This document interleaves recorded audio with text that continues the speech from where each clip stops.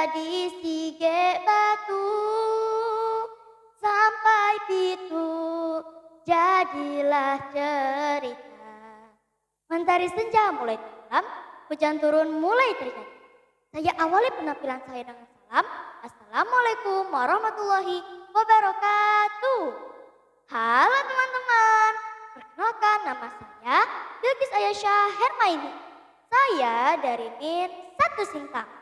Hari ini saya akan menceritakan sebuah kisah yang tak kalah menarik. Kisah ini berjudul Daramuni. Kisah ini juga diambil dari buku cerita berjudul Kumpulan Cerita Rakyat Kalimantan Barat karya A. Halim R. Bagaimana ya ceritanya? Yuk simak bersama-sama. Daramuni.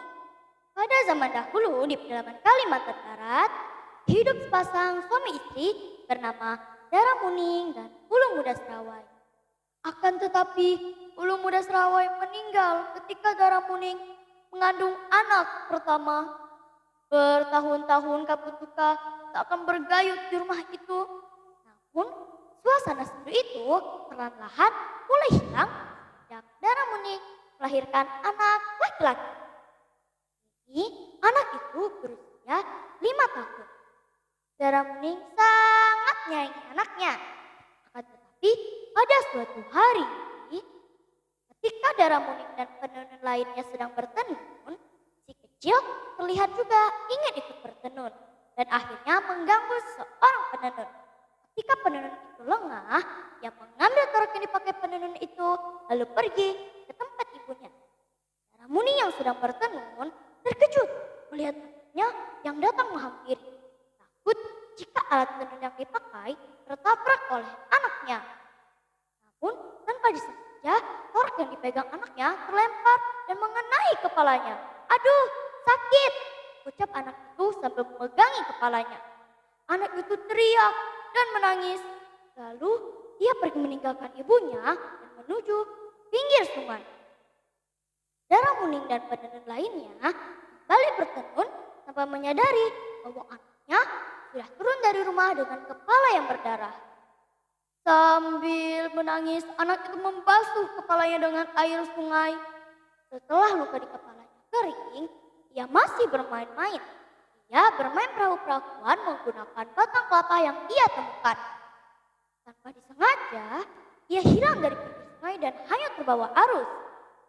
Setelah hanyut, Daramuni baru menyadari bahwa anaknya tidak ada di rumah.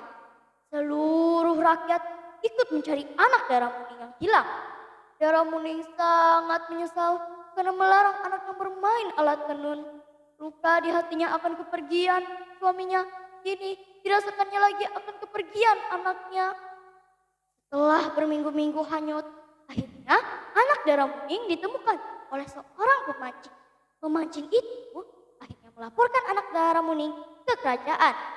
Setelah raja melihat kondisi anak Daramuni, tergerak hatilah ingin mengangkatnya menjadi putra. Anak itu diberi nama Bujang Munang. Bertahun-tahun Daramuni tak akan hidup di awang-awang. Dengan sisa kekuatannya, ia mencoba untuk berdiri tegar dan melawan kehidupan mendatang. Ia berencana untuk melanjutkan kepemimpinan suaminya. Seluruh rakyat tidak hanya menghormatinya, tapi juga memujanya. Daramuni menemukan kebahagiaannya kembali dengan ketentraman dan ketenangan. Dari itulah kecantikan Daramuni tidak pudar walaupun umurnya sudah lebih dari 35 tahun.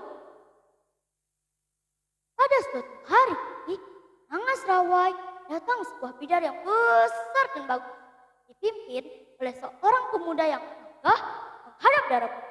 Pemuda itu berkata, "Nama saya Bujang Munang, kami dari hilir Kapuas." Pemuda itu tertegun melihat kecantikan Daramuni yang bisa memimpin Hulu Melaut.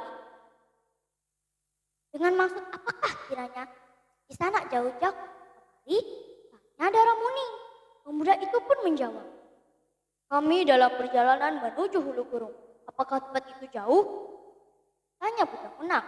Daramuni pun menjawab, "Kalau yang dimaksud Hulu Kurung, tempat itu tidak jauh lagi. Terus saja sungai melalui yang akhirnya sampai ke air terjun. Setelah percakapan itu selesai, Daramuning pun mengantar pemuda itu dengan mendoakan semoga pemuda itu sampai dengan selamat. Pertemuan tadi sangat membekas di hati Daramuning karena pemuda itu mengingatkannya pada suaminya yang telah meninggal. Apa yang dirasakan Daramuning ternyata dirasakan juga oleh Bujang Unang. Cantikan Daramuning selalu mengusik pikirannya. 1 tahun kemudian, Bujang Unang dan rombongannya kembali ke Serawai setelah berguru di Nokanayan. Dengan senang hati, Daramuning pun mengizinkan mereka untuk bermalam beberapa hari di Serawai. Sesungguhnya itulah yang sangat diharapkan oleh Bujang Unang. Karena ketika itu dia ingin menyampaikan niatnya untuk meminang Daramuning. Daramuning pun menerima pinangan Bujang Unang. Acara pernikahan dilangsungkan dengan meriah, dihadiri oleh seluruh rakyat kawasan Hulu Melawi dan dilakukan selama 7 hari 7 malam. Setelah acara pernikahan selesai, Daramuning dan Bujang Unang pun beristirahat di kamar tidur. Ketika Bujang Unang sedang berbaring di pangkuan Daramuning, Daramuning pun mengelus kepala Bujang Unang. Tanpa sengaja terlihat sebuah bekas luka.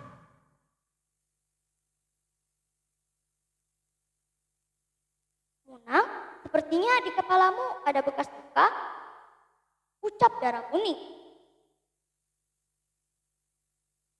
Bujang Unang menjawab, ya, waktu kecil aku memang nakal, sering berkelahi, tapi aku selalu menang kalau berkelahi. Oleh itulah aku diberi nama Bujang Unang. Kemudian Daramuning pun menyela. Berkelahi sampai menyebabkan luka di kepala. Tidak tinggal diam, Bujang Unang pun menjawab, tidak, kepalaku luka karena terkena torak ketika aku mengganggu seorang penenun. Berdesir darah Daramuning mendengar cerita itu dengan perasaan yang berdebar-debar. Kemudian Daramuning pun bertanya lebih lanjut. Dan akhirnya Bujang Unang pun bercerita peristiwa 20 tahun yang lalu. Kalau begitu engkaulah anakku, ucap Daramuning sambil memeluk Bujang Unang. Bersamaan dengan itu, petir menggelegar, hujan dan angin datang bersamaan. Banjir besar menyapu semuanya. Setelah banjir surut, tidak ada lagi tanda-tanda kehidupan di sana. Hanya ada batu bulat panjang yang tertancap pada lubang batu berbentuk datar. Itulah Daramuning dan Bujang Unang yang berubah menjadi batu. Sekian cerita Daramuning yang berasal dari Serawai, Kabupaten Batang, Provinsi Kalimantan Barat. Wassalamualaikum warahmatullahi wabarakatuh.